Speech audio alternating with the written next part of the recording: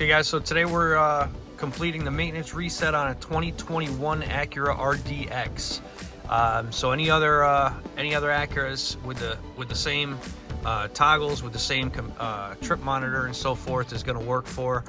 All right, so we're going to start off by hitting the ignition, but not starting the vehicle. So you hit that twice to turn that on. And then you can see here we've got the maintenance due soon. A17, I believe it said. And so what we're going to do is we're going to click this this toggle here.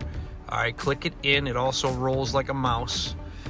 All right, so click it in and then toggle up and down.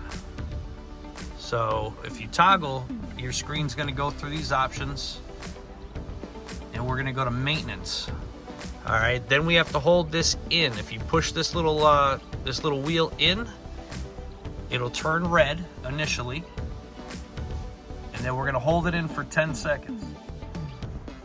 All right, once you get there, it's going to ask you if you want to reset all due items, item A, 1, 2, etc. This car has multiple maintenance items that you can add to it. In this case, we only have an oil change one, so we're going to do just all due items.